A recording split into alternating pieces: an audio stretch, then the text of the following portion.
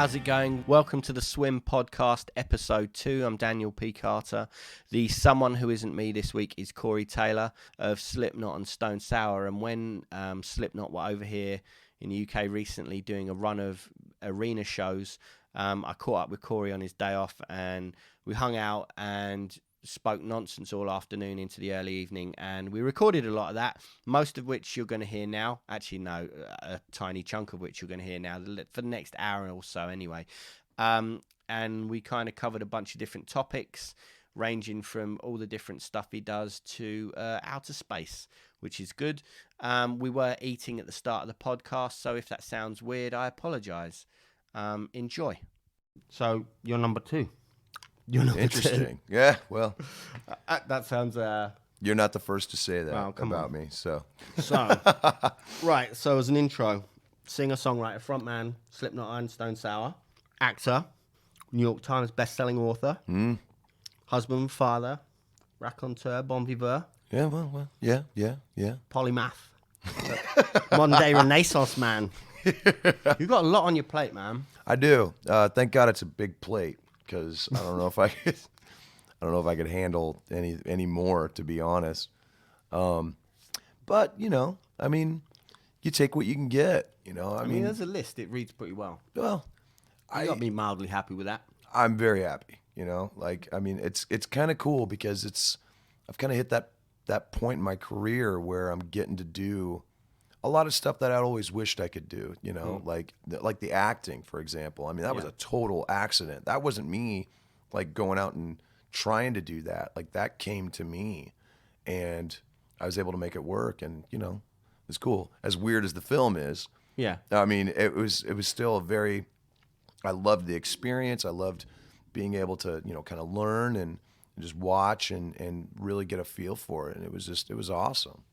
Is it something you're going to go into more, do you think? I'm going to try. Yeah. I mean, it's one of those things where if the parts come and I've got time to do it, I'll absolutely do it. But I'm not going to semi-retire to chase down movie roles, Yeah, time's got to be slim right now. Yeah. I mean, it's still super busy. I mean, I've got, a handful of months off coming up, but even then I've got, stuff kind of starting to fill up the non-show days, know?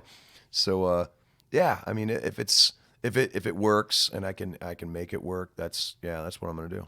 Yeah. I mean, well, you're over here for the Slipknot stuff at the moment. Yeah. Which is cool. I came to one of the Ali Pali shows. Yeah. And the second night was even better. Like, it was not to rub that in your face, but it was, it was really good, man. And we'd never played there before, and to see that many people on the floor, man, was just that's cool. I mean, it was rammed. There was something about those shows that just felt almost like a throwback to when we first were starting to come over here, and playing the Astoria and just having so much fun.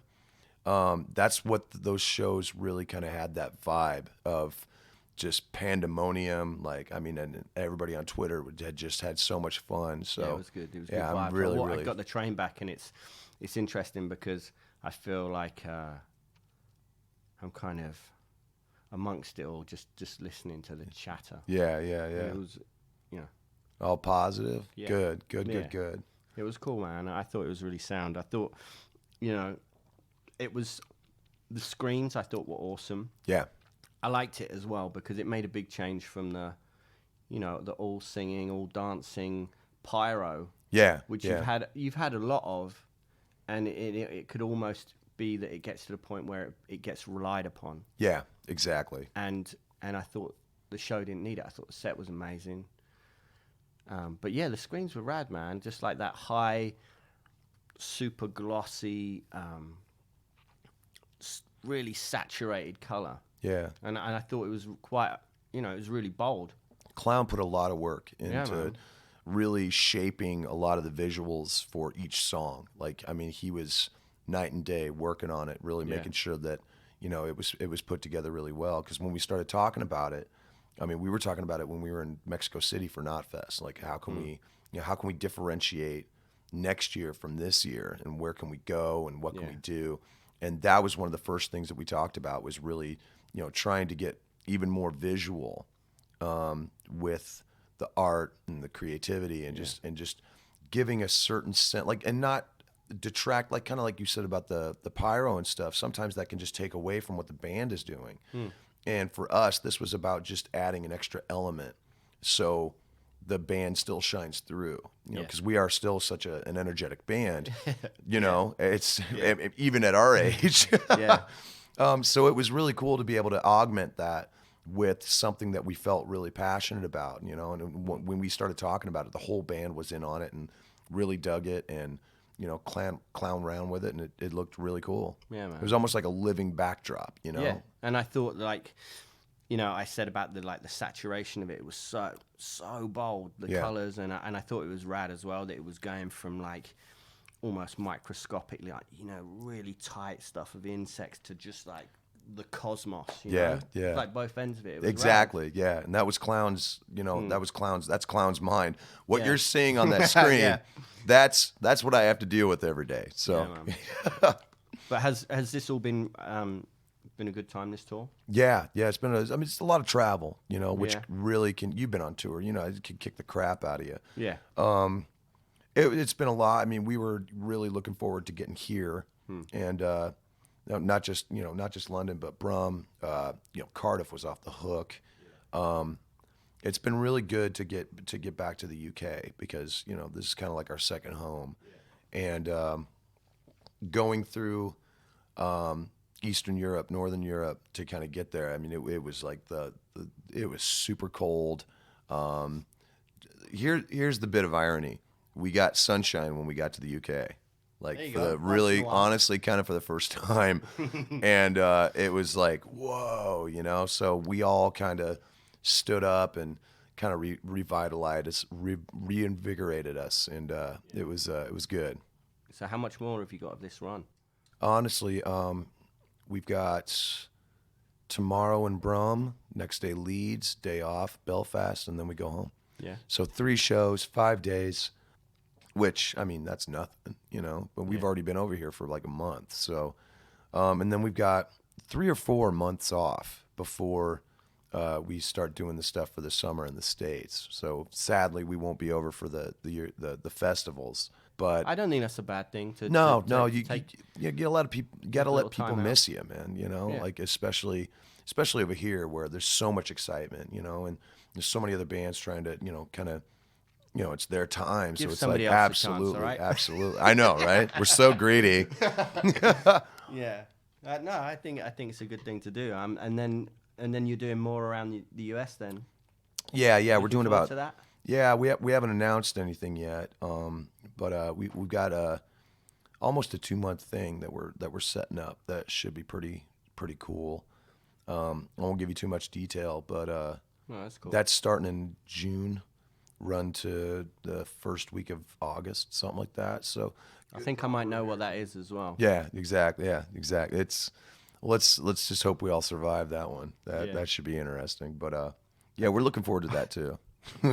Yeah, that'll be a good time. I said at the start, it's almost as a joke, like you read through this list of things that you do, and it does make me wonder, like, how you, because it's not like you're just dabbling in these things. Like, you've done what, 4 books? 3 books. 3 books. 3 books. I'm working on the 4th. That's going to be intriguing, and the concept for it's the working title is America 51. And kind of a play on Area 51, just because my country's so fucking batshit crazy these days. And my publishers are so excited about it just because of the state of things in my country right now that they kind of want me to like hurry up and write it so they can get it out and capitalize on it, which I get it. But at the same time, I don't like to rush anything, like just so I can meet some sort of, try to slot it into some sort of cultural thing. Yeah. But at the same time, if it comes together quick, it comes together quick, So what's the vibe of it? It's just basically kind of just talking about the various neuroses and psychoses and other Z's around America, I mean, there's going to be a lot of positive stuff, but there's going to be a lot of negative stuff because it's the home of the conspiracy theory. Well, I mean, it's the home of a lot of shit, to be honest, man. I mean, I was kind of taken aback like the last couple of years have been rough for me as an American. You know, just kind of watching everything unfold from everything from the rampant police brutality. And I know it's been going on for a while. It's just now kind of started to really get a lot of ink, you know? Yeah. Do you think it's more a case of that people are more prepared to talk about it now, and plus shit's getting filmed now? Well, I think that's one of the good side effects of the fact that, you know, technology has been able to catch up with it. Yeah. My problem, though, is that nobody's getting convicted. You know, for every 10 cases you have, maybe 2 get convictions, you know? And so people are, you know, and then people wonder why everyone's angry, because there's no sense of justice right now. There's no sense of accountability. And that's one of the reasons why, and that kind of shifts to the other side of things with the political climate right now, which is unbelievable. As an outsider, watching what's going on, you know, I don't want this to turn into a bit where I'm you know, ragging on your country. Oh no, trust me, I have, you know, I mean, politics in general worldwide is fucking crazy anyway. But at the moment, it just seems like the thing with Trump is mind blowing. Yeah, man. It really is. And there's so many. You talk about conspiracy theories. There are so many conspiracy theories around that. Really? Oh my God, yeah. Somebody hit me up to the one a couple of days ago where there's this whole conspiracy theory that Trump signed on to the Republican Party so he could talk all this madness just so he can make sure that the Democrats win.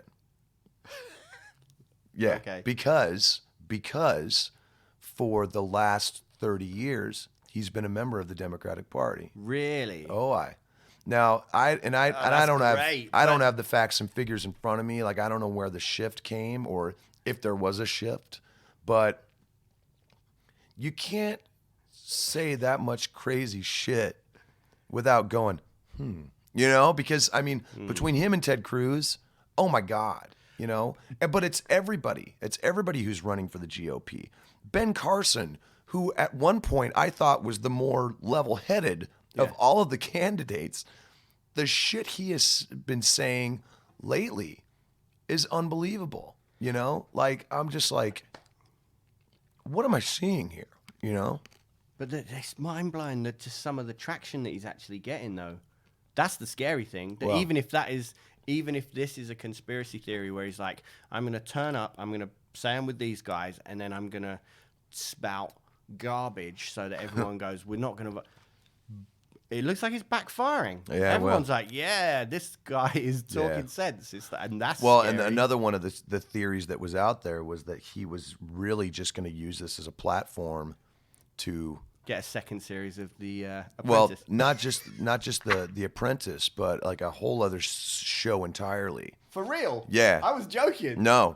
It was like a different show aside from the Apprentice, because they've gone with Arnold Schwarzenegger for the for the Apprentice. That, now, between the book that he just put out and the new show that he was talking about, like this reality show where they follow him, he was just going to use this as a way to kind of promote that.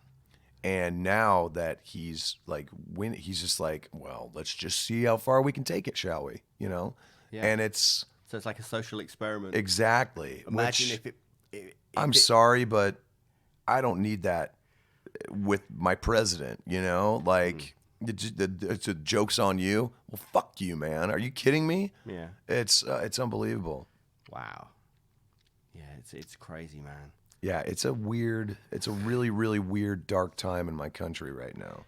I think it is worldwide, to be fair. It's definitely a global thing, but it seems to be a little more concentrated in America, just because there's really no censor. There's nobody really holds anything back anymore, whether it's good or bad, to be honest. And I don't know if that's the bad end of social media or whatnot, but now, and I was talking about this actually the other day, because if you look at some of the things that some of these the candidates or the hopeful nominees have been saying, the fact that they've gotten away with it, Whereas 20 years ago, they'd have been shut down like nobody's business. Yeah.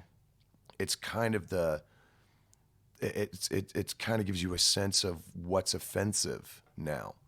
I mean, because of social Yeah. media, in my opinion, people are so quick to call offense to something. That's offensive. This is offensive.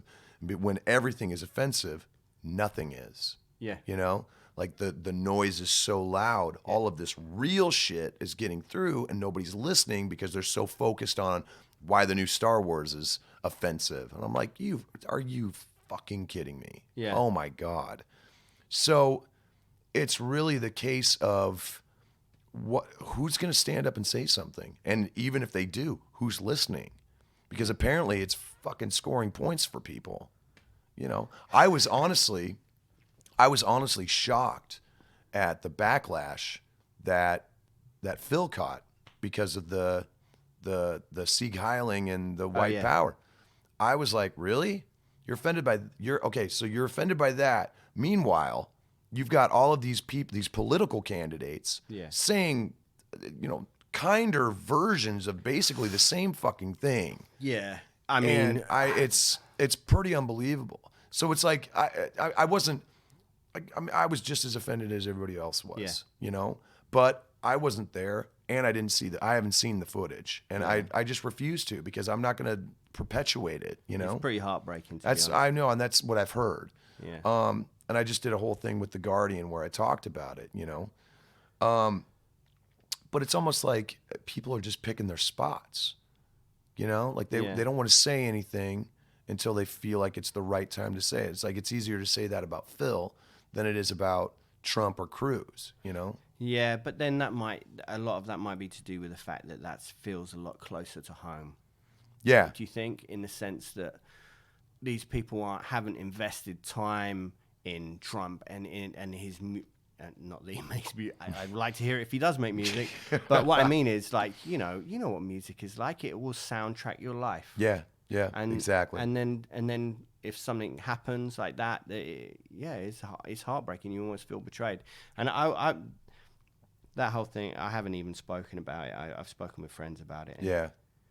Same here, It's the Guardian thing was the first time I'd really talked about it, and of course that turned into 47 different news stories. Of course, yeah, because nobody can do their own work these days. It's a bizarre situation we're in. The way that everything is so, the internet is a beautiful thing, and it should be this incredible means of connection, but it just seems that everybody once again just seems to have got it and using it for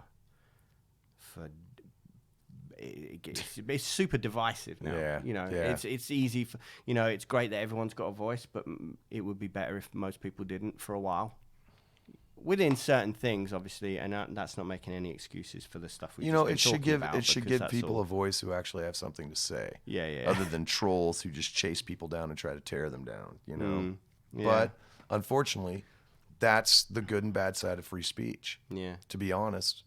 I mean, I don't agree with a lot of the things that people say in America, but that doesn't mean they don't have the right to say it. Yeah. It may be offensive, but sometimes that's the protection you pay for, Yeah.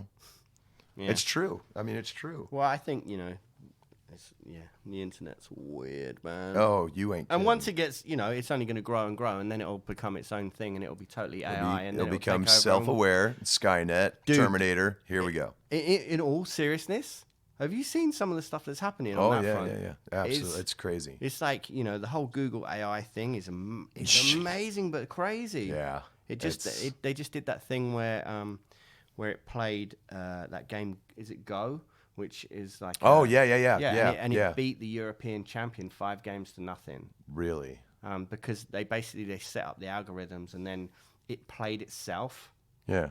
And worked out all these different plays and all the different variations of how a thing can go. So, you've already got like AI that are masters at chess, and now this game is way more...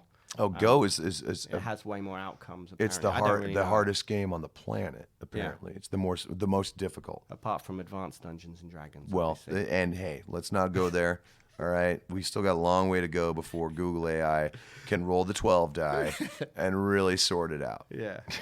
But it's, man, you know, I look at some of that stuff and I listen to a bunch of podcasts and there's one guy in particular, Duncan Trussell, who has a, you know, he'll talk about this stuff a lot and it then makes me go and look it up and it's fascinating and I look at a lot of the kind of robotic stuff that's happening. Yeah. It's crazy, man. You know, we always make jokes about, oh, you know, Skynet's going to be self-aware and it's coming. Yeah, exactly. And then that's going to be a huge thing in history, man. That's going to be a turning point. Because then what? Well, it raises amazing philosophical questions. Yeah. One of which is, now, how do you treat it? You know? I mean, we can't even treat each other well. Yeah. So how do you treat that, you know? Yeah, but or is that the thing that brings the human race together, is dealing with something that Yeah. I mean, think about that. You know, Yeah. I mean, it's the implications are amazing. Or is it the next stage of human evolution? There's that. But We're already augmenting our bodies in certain ways. You Yeah. know, who's to say that you couldn't? And who's to say that you, as a being, couldn't then become two identities, with one being Where you know, consciousness is being put online and well, there's that, and then there's the fact that if you could augment your body a certain way, you can make room for basically two different consciousness, like yourself, and then, you know, the co-pilot, you know, because it's just a part of your body now, as far as like robotics goes. yeah. So it's taking cyborg to a whole new level. Yeah, man. Yeah. It's happening. How the fuck did we get here? I you like know, it. I mean, It's cool. You know, I find that stuff fascinating, man. oh, I do too. You And know? I I mean, it's think- terrifying, but it's interesting. You know. Yeah, I mean, when something like that becomes aware, then it's going to start. Then you're going to get into the discussion of souls and Yeah. what makes a human spirit, rather than, you know, like the physical body that we are and our Yeah. consciousness. It's going to be amazing. Well, Could all it's- backfire though, and we'll all get turned into hammers. Yeah, well, or you know, Duracell Living batteries. batteries. Yeah, Yeah, exactly, totally. exactly. Here comes the Matrix. Yeah, right. It's funny, man. Hmm. But which leads nicely to the fact that you and myself. So I know you won't take offense, but you're a huge sci-fi nerd. Quite. Oh, absolutely. The Doctor Who thing was amazing. I remember Thank you. when you where was it? I saw you. Was it when you were over It was here when, last? yeah, when we came over here. Yeah, because I did because it. you just done it. Yeah, I'd just done it in Cardiff. You were slightly excited. Yeah, that's to say the least. Yeah, yeah. I wish you could have been with us when it finally aired. Man, I had the whole family like on the couch. You know, where it's Yeah. like my son is a huge Doctor Who fan too. So Yeah. he was just like, "Is this the one? Is this the one?" I'm like, "Yeah." And then hearing the screams, he's like, "Is that you?" And I was like, "Yeah." He's like, "That's so cool." And then having my name in the credits was, I mean, Yeah, I man. just sat back on the couch. I was like, oh, that was fantastic. You know, I had to watch it like 3 more times just to make sure that it was real. That's you know, so good. And you, like I said before we started, I said you're such an Anglophile. It blew my mind a bit when we spoke about it that first time, and you were saying about how you were such a huge fan of Doctor Who. Yeah. Because it feels so English, and you know, you look back at it now, and some of it looks pretty rubbish, yeah, but it just seems so ingrained in English culture that Yeah. I didn't know. I mean, it's obvious it must have done, but I didn't know that it translated over. Well, and the thing is not a lot of people here realize that it's been playing on public television, the PBS, for Yeah. years. You Okay. know, to this day. I mean, it's still affiliate. I mean, they play it on the BBC America now, obviously, Yeah. but PBS in America, like Iowa Public Broadcasting, that's where I saw it. Okay. And it's been playing there since '73 or '74. So since I grew up watching it. You know, I Yeah. grew up with Tom Baker. You know, I was gonna and say he's that was my doctor. mine too. You know, He's the best. And the thing is that, you know, you think about the quality of the production. It's not that much different from the original Star Trek show. Yeah. And when you true. really get down Yeah. to it, Because the only thing that differentiates that is the fact that Star Trek was shot on film, whereas a lot of the Doctor Who stuff was shot on video. You know, Okay. like at least the interiors. Yeah. And that's one of the reasons why it looks aesthetically a lot different than Star Trek. But really, I mean, if you put those productions back to back, Yeah. I mean, you know, when the Enterprise is being shook, and that's just them kind of falling over themselves. I mean, Yeah. you know, that's the same kind of thing you get with Doctor Who, and Yeah, it's true. and that's why I think that's one of the reasons why I was so endeared to Doctor Who. You know, was just the fact that it felt like a really intelligent kids show. Yeah. You know, and it didn't assume the intelligence level of the people watching it. It just did its own thing. It wasn't condescending. It wasn't trying to be more than what it was, which was just a fun sci-fi show. And I think it's one of the reasons why it's so different now, is because you've got generations now who have grown up on it, so it's had to evolve into what it is and become a little more sophisticated. Yeah. But the essential mission of the show is still the same. As long as the Doctor's there, everything's going to be okay. Yeah. And that's why I love it. It's rad as well. Like I've watched it with my kids, and they would be the age when I was, and there would be that, I used to watch it from behind the sofa half the time. Yeah. Which is great, and my daughter will watch it, recent stuff, and we'll have a cushion like this. Yeah. And watch the whole thing like that, and it's great. It's amazing. It's funny you say about Star Trek as well. Like, and I mean that was I never really went there with that. Really? I watched the originals Yeah. a bunch when I was a kid, but I didn't get into all the later, Yeah. all your Deep Space Nines and whatnot. I was strictly I mean, 'cause I was always Star Wars. Yeah, same. See, I was the same way. Yeah. In recent years have I really come to appreciate what Star Trek was. Because in a lot of ways, Star Trek was such a social commentary on what was going on in America at the time. I'm talking about the original series. Yeah.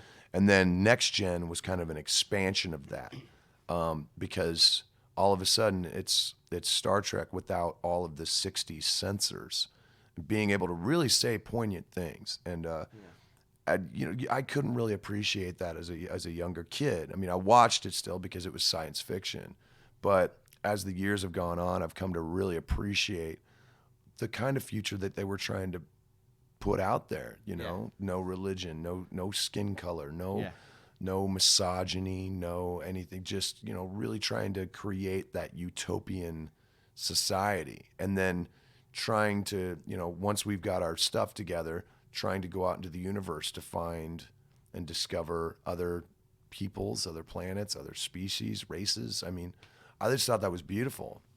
Yeah. Yeah. Yeah, I agree. What do you think about that as well? About the whole thing about in real life, about the way things are, about the exploration of space and whatnot. What's your take on the whole? You said about America 51. Yeah. Oh, what's your take on it? I don't think we're being probed or anything. Like, I mean, I watch Ancient Aliens for the laugh factor, because every episode of Ancient Aliens starts the same. Starts strong. You're like, huh. Well, that's interesting. Yeah. And then it just degenerates into, like, the one about the Nazis is probably, there's three of them. All of the, it's fantastic. Everything the Nazis had was from the aliens, and they always get Giorgio Tsoukalos, who's the guy with the hair, and he comes out, and he's just like, the best line he ever said was, they were talking about religion, and how the gods appearing to humans was actually aliens and stuff. And he's like, am I saying that angels came down from heaven to give fire to humans? Of course not. What I'm saying is aliens came down from space to give fire to the humans. It's completely different. And I just, I'm fairly certain I spat whatever was in my mouth out. And I had laughed for at least 15 minutes. It was just the delivery and the conviction. It's so good. But the other side of that is, you're going to tell me that this universe Yeah. is so big and we are the only life in it. Oh, it's Absolute rubbish. impossible. Absolute rubbish. Yeah. And then as soon as you start like getting into the idea of parallels to that universe, yeah, exactly. like it doesn't have to be extraterrestrials; it could be interterrestrial. Well, exactly. And people automatically assume that the worst thing that we have ever done is bullshit ourselves into thinking that we're the only types of life that can ever exist. Yeah. You know? Now, this is just based off of, life forms that can exist using oxygen, where there are examples on this planet of living organisms who can live off of nitrogen, Yeah. can live off of, carbon dioxide, like all of these Yeah, things. they found that cave recently where there was a weird spider that it didn't need oxygen; it just lived Yeah. on. Yeah. Exactly. So it's like you're going to sit here and tell me that this is the only way that we can have, like, I credit the astronomy community for finding like what they call the Goldilocks planets. They're in the Goldilocks zone, which is a certain distance away from the various stars and whatever. Yeah. But that's not to say that there can't be life on the other planets. We're just looking for the planets that we can live on, Yeah. because we know we're shitting on this one. Yeah, right. We need to find another one quick. So it's like, everyone's yeah, got that's that. why Yeah, you go ahead and you keep Yeah. your Goldilocks search up. But I guarantee you that for every one of those Goldilocks planets, there's got to be life on something else. It just doesn't need what we need for life to, exist. Yeah, no, I agree. Plus, who's to say that anything that's living on another planet is fucking bothered? Yeah. If they want to come and Exactly. you guys, you're really ruining your spot. Good work with that. Yeah, they're watching us going, Yeah. what the We're bending space and time over Yeah, here. yeah. You get on with Yeah. Meanwhile, they're picking up our old radio shows and they're Yeah. on to the old jazz time that John Hammond would put on in the 40s and shit. They're just like, you think those use electricity? I'm not really sure. I'm not convinced. No, it's Wow, we've really gone off topic. we really have. But that seems to be our MO, so it's Yeah. fine, Oh yeah. So yeah. So in conclusion, I do like ice cream, and I support its different flavors. Nice. So yes. I can't eat it. Yeah, really. I'm a You got the vegan. lactose thing. No, I'm just vegan. It's a, Oh it's a well, sad that's situation. even worse, really. So know, right? I mean, that's fine. I'm not that guy that goes around though. Yeah, the vegan Nazis. Yeah. I hate that look. I cannot stand that look. Yeah. It makes me want to just eat a burger right in someone's face, and get grease on them and really just ruin their day. I'm that guy though. Like, I'm not gonna shit on the way you eat. Don't shit on the way I eat. Okay. Yeah. I'm a bad vegan anyway. I wear leather. Well, And these shoes, man. Yeah. By the way, brutal. it's like I feel like James Caan in Misery. It's just killing me. Oh, you got the cobble going on. Yeah. You see these? These are my old school Air Jordans. Nice. It's the most I've ever paid for a pair of shoes in my life. How much were those shoes? A lot. But you should be this guy. You should be like people lining up going, here, would you like to wear our shoes? Well, you would think so, but would you like to wear our colorful floral suits? There's that too. Which Moods of Norway did swag me out for the Big ups. for my roast, Yeah. which was pretty rad. Yeah, Nice. I went down. My wife picked it out, which was beautiful. It is probably one of the loudest I'd ever worn. What, But- worse than the... I say worse. It was just between. It was just That was a little between. judgmental. It was just between the first year and the second year of the Kerrang Awards. Yeah. That's where my roast suit kind of fell, because it was blue and white tartan or plaid, whatever you want to call it. It was nice, that kind of alright. print. Yeah. But it was fucking neon white and neon blue, and I looked the shit. I Yeah. looked pretty good. Yeah, absolutely. I thought you And then I wore had those pretty well. baby blue chucks to go with them, low tops. Set it off. It was beautiful. Do you think you'll be doing more of those kind of things, by the way? I thought you did a really, as an aside, that the hosting thing We had a was lot really of fun. good. Me and Scott had a lot of fun Yeah. doing those. And I was trying to figure out how I could get back to do a fifth year. and my scheduling just did not allow for it. Like I was really struggling to kind of try and figure out how I could do it, and yeah, it was weird. But I haven't gotten offered anything else as far as like stuff like that goes. That surprises me. Yeah, You're a natural host. I am, but I'm also I am. I am, and I appreciate that you've recognized that in me. I don't know, man. You know, like at this point, You got a lot on your plate. well, not only that, but I also got a lot to say, and I've stopped holding myself back from really saying as much as I would like to. But maybe that's a good and a bad thing. Maybe people just assume that I'm too busy, so they don't offer me anything. I will say, I mean, if it was right, I'd totally be into it because I got offered. We're just throwing that out there right now. Yeah, well, I got offered the Metal Hammer Germany to co-host that with somebody, and I couldn't do it. Unfortunately, Who was the co-host? Do you know? I want to say it was not Udo, but it was somebody like that. Like, I mean, it would have been really, really cool, you know, but I just couldn't make it work, you know. And I was offered Metal Hammer UK with Jericho to co-host that, like a few years ago. Man. Yeah, he's so good. No, actually, he did kill that. But I'm thinking he did the Classic Rock Awards recently. Yeah, he was great. I was gonna go to that, and we were on the road or whatever. So yeah, he was cool. Phil Jupitus was at that as well. Really? He came up. Man. He came up and gave an award to Noddy Holder and was amazing. Oh, really? Yeah. That's awesome, man. I love Phil. He's so funny, man. Yeah. Have you ever done stand up, by the way? I kind of have in my solo shows. Yeah. The show is really it's developed since honestly those first two that I did here in the UK. I did Birmingham and I did London. Yeah. And but the format for the shows really started here, you know, like that's when I was doing, like I threw it out for the Q&A, which, you know, is just kind of, that really kind of sets everything up, you know. But I've gotten pretty good at whatever the theme of the book is, being able to kind of tie a monologue together beforehand. Because sometimes I would just read from the book, and I was like, you know what, I'm not going to do that. I'm going to give people extra stuff, and then they buy the book and they'll get, you know, just as much, you know. Yeah. But I got offers, honestly, from Live Nation. They were like, we could book you for a month at different comedy clubs. And I'm like, okay, freeze. Here's the problem with that synopsis, all right?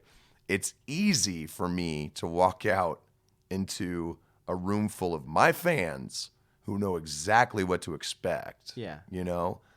I don't know if I could walk into a comedy club cold. Yeah, where in it's front like, of a crowd who doesn't know me. And that's why I have... We come here every day. Yeah. Or every week. Yeah. We know what we like. And you're the guy that's now... Shit on that.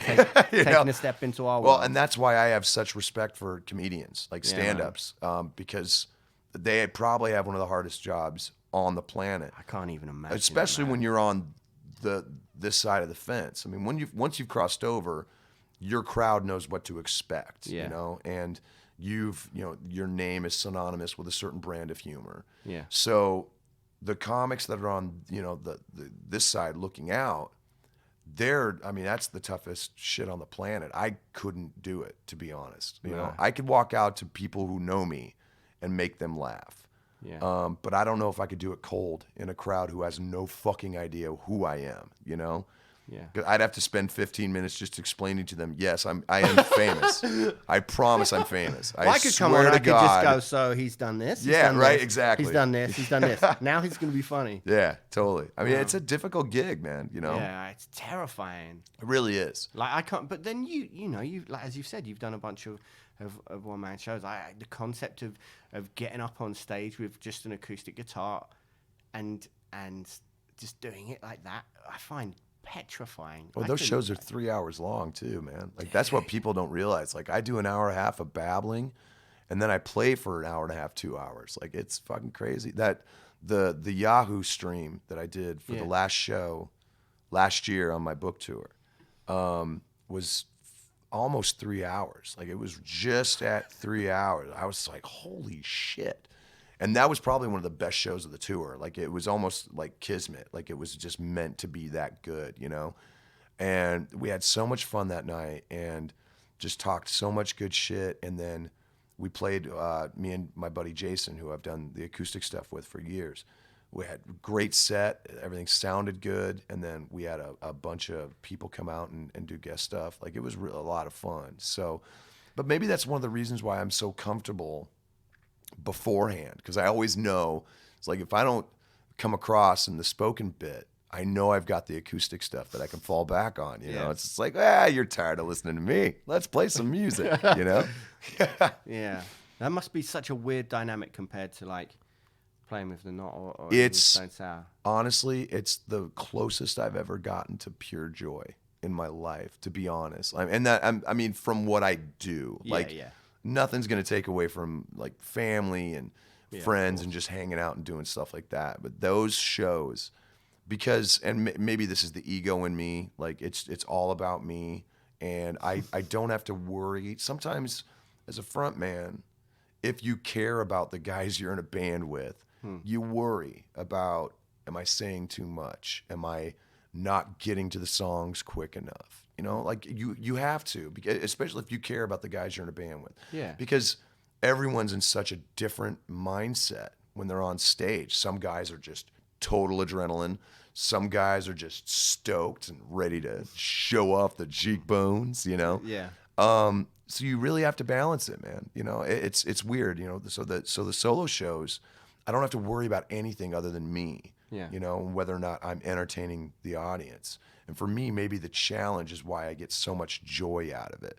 It's like, can I hold your attention? Can I, me, just myself, hold your attention for this amount of time and then walk away feeling like, God, I could have done better, you know? So I love it. It's so much fun. You know, the only thing I think that would be even better is if I put a whole band together and just did something completely different than the other two bands, you know? Yeah.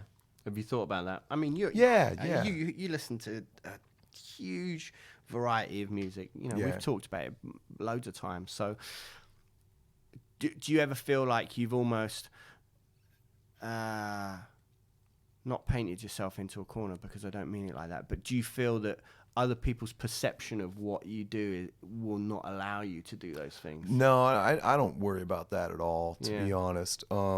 Just for the fact that if I did, I wouldn't do half the stuff that I do, you know? Like, if I worried about it, I wouldn't have done the thing with Tech. I wouldn't have done the thing with Richard Cheese, which was a lot of fun, you know? Like, I honestly, I do the stuff that I want to do, you know? And I don't really worry about what people are going to say about me. But then do you feel like doing it as a collaboration is almost like a way out? Yeah. Yeah, maybe. But if I had the urge to do something totally different, I totally would. You know, like I've got various things that I do with some of my friends that hasn't even been released that are completely different, you know?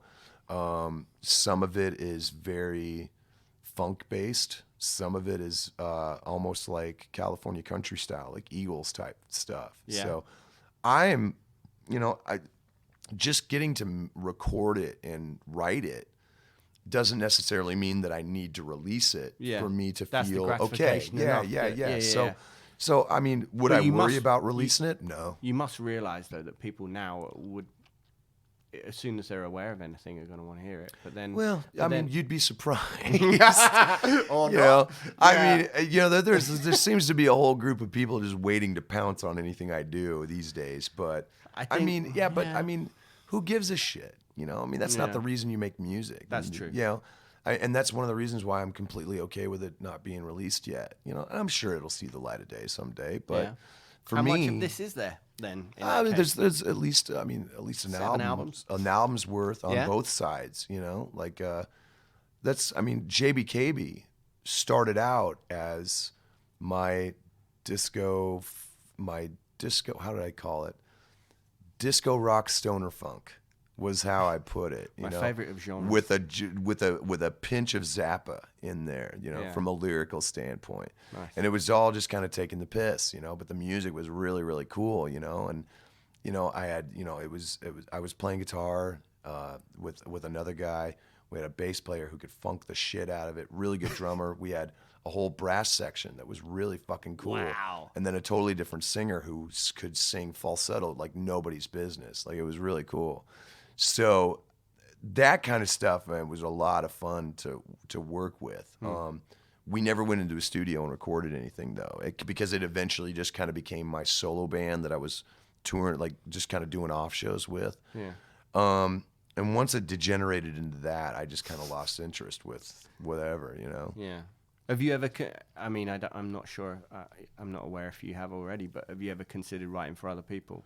I've done it. I've done a couple times. Yeah.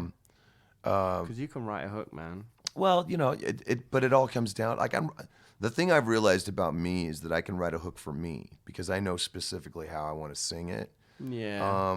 The times that I've written for other people, it doesn't come off as such, you know. Like, and 9 times out of 10, I will give the benefit of the doubt to whoever I'm writing for that they can write the lyrics, you know, like, and kind of be able to take, because I never want to feel like I'm stepping on someone's toes creatively. Yeah. I always want people to feel like they're kind of a part of the process. So I haven't really had I don't want to say a bad experience, but I just, for me, it's like I kind of got to the point where it's like, you know what, I know I'm not going to be a Linda Perry here, so I'll just kind of just keep these songs for myself. And whether some of them see the light of day or not is completely different. Because, I mean, there's a lot of stuff that I've written that is completely, I don't want to say left field, but it's definitely not, like, it doesn't feel like Stone Sour or Slipknot. So, you know, maybe someday if I find the right artist, I'll just be like, here's a bunch of tunes. Go make some cash, you know? I think it can be quite a gratifying thing, having done it myself. I enjoy it because it's almost like your filter, or for me anyway, your filters where you're like, oh, I couldn't sell this. Yeah, you know, I couldn't do that. What I don't think I could do this the justice it needs. And then at the same time, you give it to somebody else, and then it's like, and it just kind of blossoms. Yeah, and it's like, go off into the world. And now the one tune that is out there that I wrote for another band was for Hailstorm. Yeah. And it was an extra track for the special edition. It was called "Tell Me Where It Hurts," and I had written the music, but I didn't write the lyrics. Like, so me and Lizzie kind of played with that, and it came out. It was a really good kind of rock tune. It was just really really fun and really kind of in line with like a lot of the stuff that I just kind of write on my for my side stuff. But yeah, it was cool. That's about the only time that I've ever really done something like that. And I even worked with a couple different people who were known for writing songs and stuff. And it just never got any traction. Yeah. Yeah. It's early days yet. There's still plenty of time for that. Oh, well, that's true. Yeah. When I decide I'm tired of touring, maybe. We'll see. Do you think you ever will? Because the thing is, right? Honestly, if you'd asked me a year ago, I would have said no. But just now, I'm just kind of starting to, I'm 42. I'm not young anymore. Yeah. And as willing as my will is, I'm just beat up, man. I might as well be 60 in Slipknot years, for Christ's sake. So, like dog years. I don't know if I would retire. I might step away from Slipknot at some point, just because the way the music is and that sense of energy, I don't know if I could be able to do that into my 50s. Like, it demands a certain physicality to it. Exactly. And I would never want the band to feel like I was holding them back because I just couldn't physically do it. So that means I wouldn't completely quit music. I would probably just step away from Slipknot. But then at the same time, it could also mean, you guys have made this journey together. So at some point, it could be that would be the thing which makes the band transform in a way that it might not necessarily have done. Have talked about, me and Clown have talked about that a bit. Which is where the band is going to go, because we've done it. We've done the crazy shit. We've done, at some point we'll have to evolve again. Because we've evolved with every album. Yeah, of course. At some point, it has to mean something other than just the fucking insanity. And I think in a lot of ways it does now, but we're all still young enough that we can pull it off physically, you know? So it'll be interesting to see, because I think in the future we'll make it less about the angst and the insanity and more about the creativity, because there's so many creative people in this band that, I mean, fuck, man, we could make, 12 albums of just crazy, gnarly shit, and it wouldn't have to be just balls out war every time. So so it's definitely something we're thinking about, but at the same time, I mean, you just never know. You just never know. Yeah, it's true. I had this conversation with Greg from Dillinger recently, and I mean, same deal with that band. It is like, as you say, it's just all out war. It's total physical abandon thrown into it. And at some point, he was like, that's why. He's doing this new thing, the Black Queen, which is interesting because it's totally the other end of the spectrum. And really, it's kind of like 80s pop. Oh, nice. With a little with kind of like a dark, early sort of Nine Inch Nails edge to it, which they're probably loath to say, but I feel that's fair. It's funny. I went to see him play the other day, and it's like, this is a guy which would happily, just within the first 3 seconds of a song, run out across the heads of the crowd, and throw, which we've all seen him do. And throw flight cases around, and yet he was fine. It was like you could see he was finding his groove quite literally. He wore it well though, I think. Yeah. Well, he's a great dude too. Yeah, man. He's got so much talent that I'd be interested to see that. I think that'd be cool. Yeah, it's cool. You should check it out. I will. I'll send you a link to the album. It's cool. I know. So you say you've got you're going to be touring the US middle of this year? Yeah. And after that, we've got obviously we're going to do the Knotfest stuff. How's that? It's going well. It's doing really well. Well, I see that, but I mean, how is it from the perspective that it's like all of a sudden you're going from, it's established now, and you're doing it in 3 different countries, right? Japan. Yeah, as of right now. Yeah. Well, soon to be 4, because we just picked up a new territory. And I don't know if we've released that yet, so I won't say which one. I know where it is. I'm psychic. Damn it. Knew it. I won't say. Yeah, I mean, it's kind of taken on. It's doing exactly what we hoped. It's taking on a life of its own. Yeah. It's a lot of work. I mean, it's definitely worth it. And it's us putting our money where our mouth is. And really trying to wear what we believe in on our sleeve, and showing the world that we will back it up. So, and then the great thing about the brand is that people are really responding to it. I think it's amazing that it's getting made as this immersive thing. It's cool because it only adds to the band. I think. Yeah. Well, and not only that, but it just adds to the experience that we want people to have as far as the band is concerned. So, we just we're doing the Knotfest Japan one in November. Are you guys sitting down and picking all the bands on that, or we get a list of whoever is available and whoever has submitted, and we really try to cherry pick as many as possible, at least the top tier, to really kind of, make sure that it's all good. And a lot of, we've had to turn bands away now. Where the first year we were putting it together, it was kind of hard cobbling one together, but as it's gone on, people have really gotten interested in it. So it's pretty cool, Do you keep on top of those things as far as the newer bands go? Yeah, absolutely. I mean, and the great thing about having kids, you are that certain age is, I mean, that's your instant tap in. Yeah. And you're just like, what are you listening to?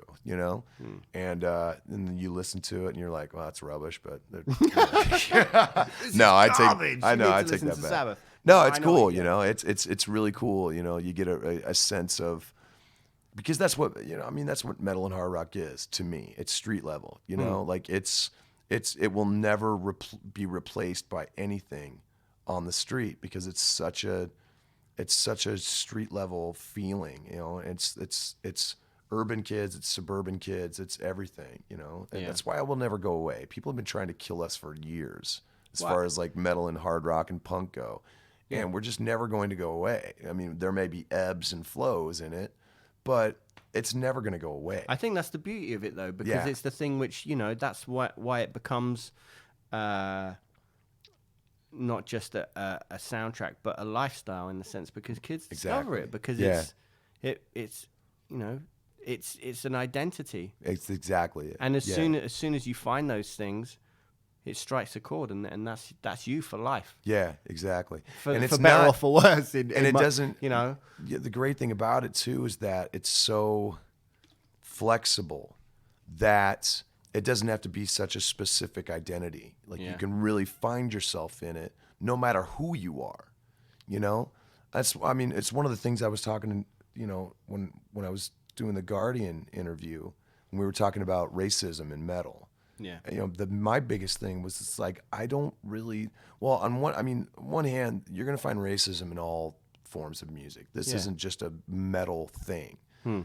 But having played a million shows, having been to a million shows, I can tell you with absolute honesty that metal is not a very racist form of music, because a metal show is very diverse.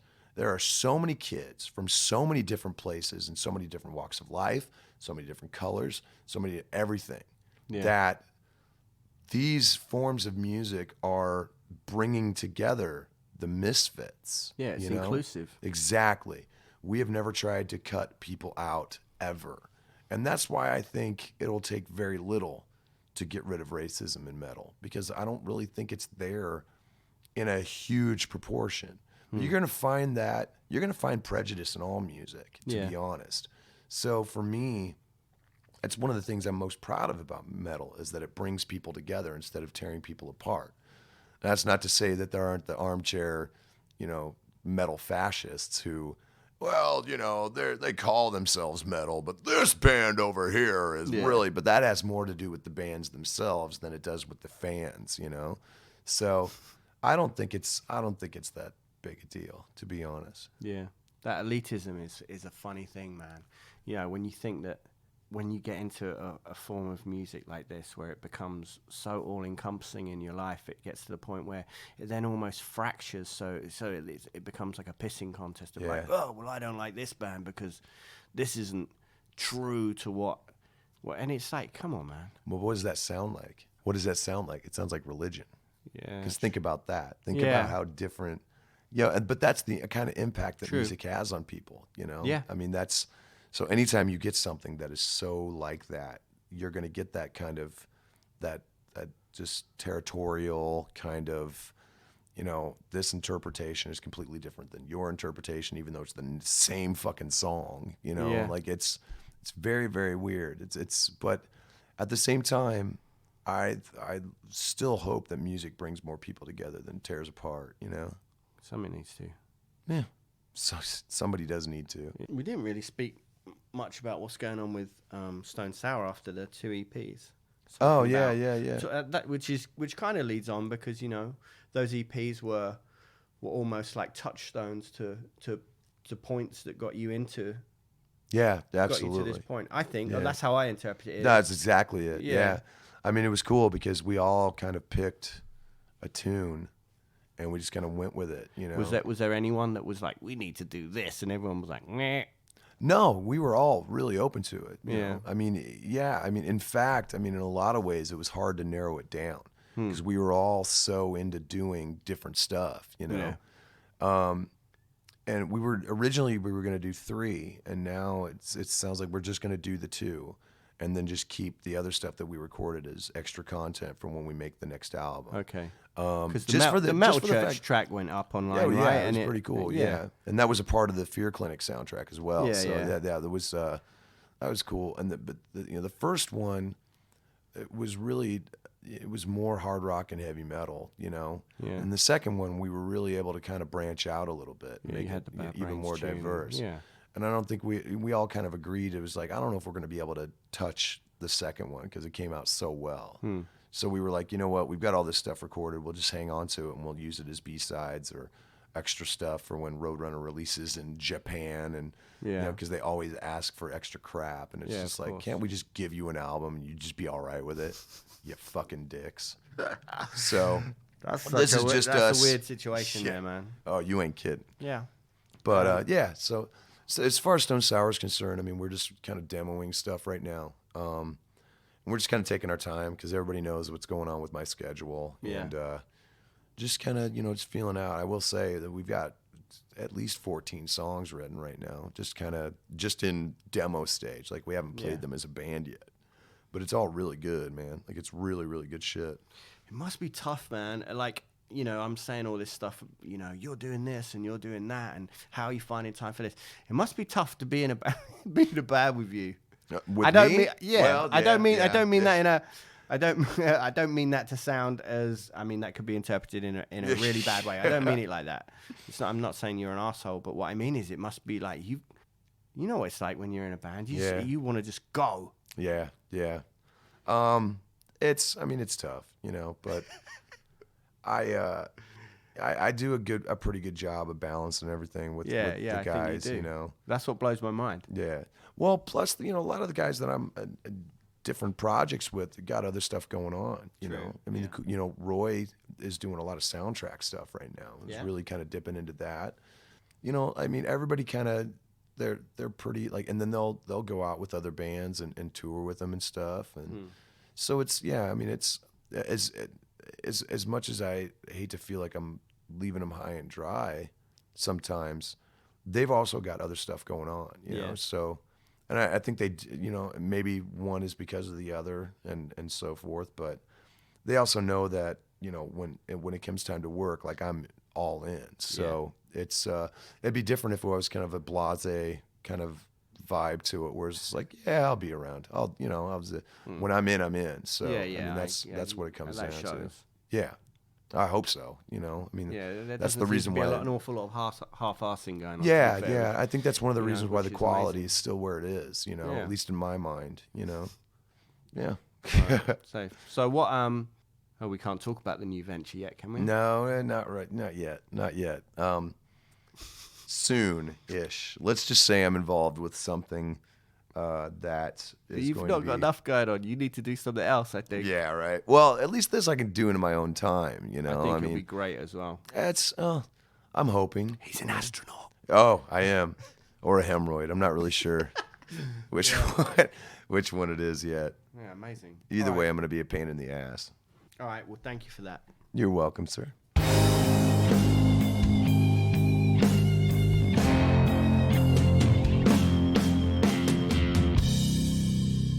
Thank you for listening to Swim Podcast Episode 2.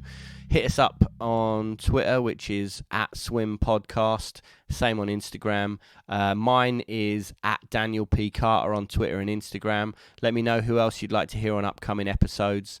As I said the other week, I've made a wish list, and I'm punishing people now. So hopefully it'll all pan out, all the people I want to speak to, because I think it'll be interesting. A lot of them are from the world of music, specifically from the sort of world of music, I guess, is that I'm best sort of associated with. But also I want to speak to some painters and some artists and just people I think are interesting, because that's what it's all about, right?